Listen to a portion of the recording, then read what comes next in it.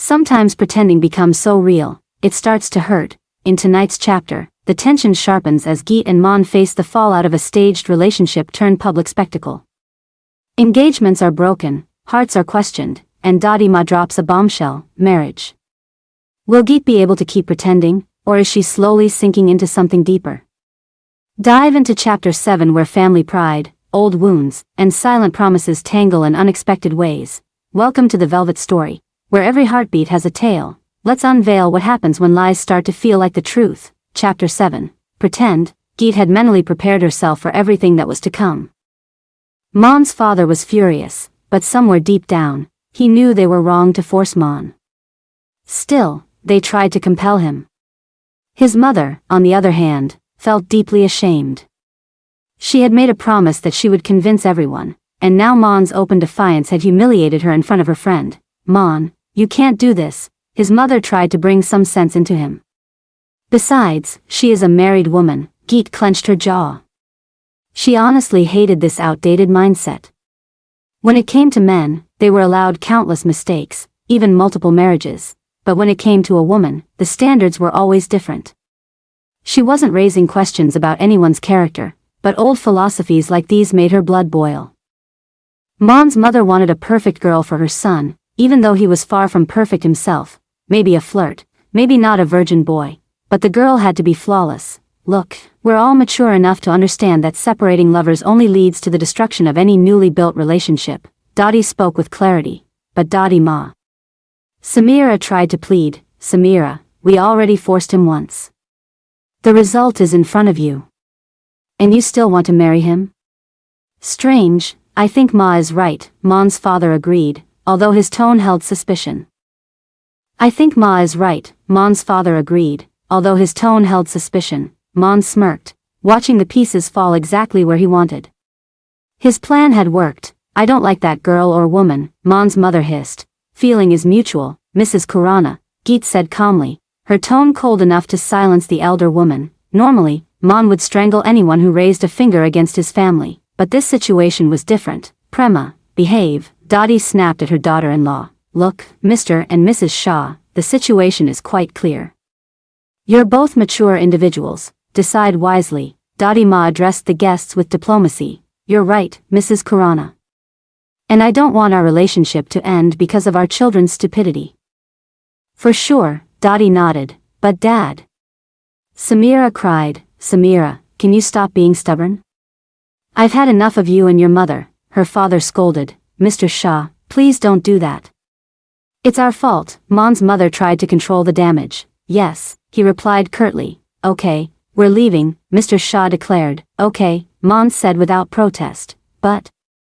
Maan's mother tried to stop them. "Prema," her husband interrupted firmly. "The Shahs left." "Maan, what is this?" His mother turned on him. "What did I tell you, Maan? If you feel for her, why didn't you say it before today?" "Because I knew if I said anything earlier, you'd all try to force me, emotionally blackmail me.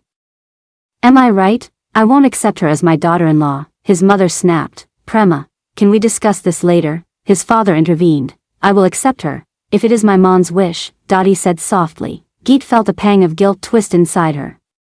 She never meant to break another girl's heart or deceive a family that clearly adored their son. She never understood why children lied to their parents.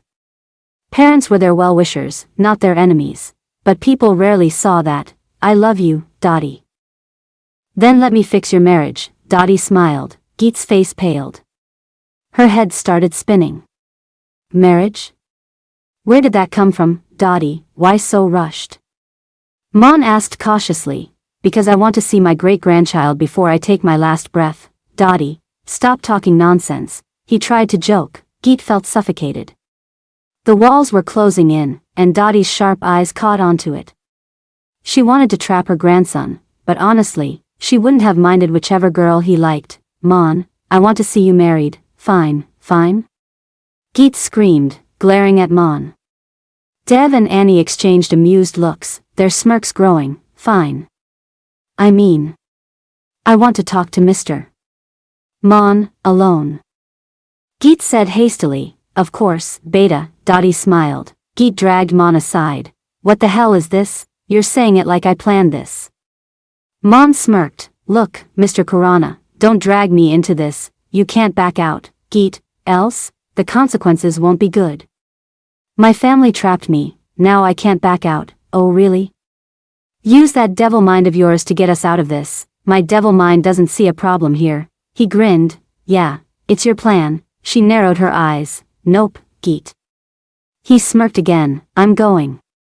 You said you wanted a pretend girlfriend or lover. Where did marriage come from, Geet? I know. My Daadi just wants to scare me, believe me. Believe you? Yeah, for sure. He laughed. Now let's go. Don't forget my condition. Or the consequences won't be good for you either, she warned before walking back to the family. I want to say something. Yes, Geet, I want no one to ask about my past life.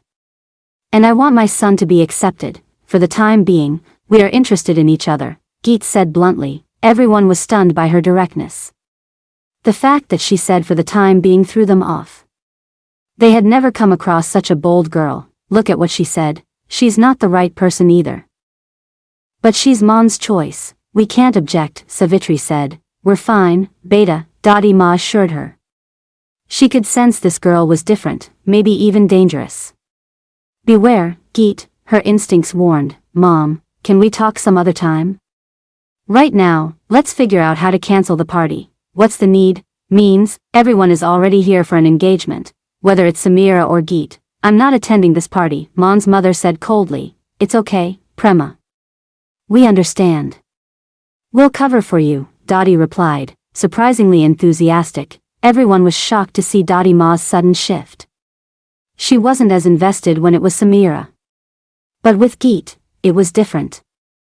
Daadi Ma wanted to see just how good an actress Geet really was. Whoa. Dev chimed in, I also don't have a problem. I'm so blessed to have a gorgeous Bobby. He winked, they're both perverts, Geet thought bitterly, me neither. And I wasted so much time on parkour, why did I even bother? Annie winked, poor Maan thought this drama would cause tension and maybe help him escape, but instead, he was deeper in the trap. Maan, you're gone. Geet had never encountered such a bizarre family, and she probably never would again. Guests began arriving at the outhouse, and the family moved to welcome them and continue the function, with modifications. Geet didn't change her sorry. She said no, partly out of rebellion. She wanted to do anything to irritate them, but Daadi Ma was hell-bent on making her their daughter-in-law. People cheered as the couple entered. Some were surprised that Geet was the fiancé, but no one dared question. She was asked to put the ring on first. She did it with quiet resolve.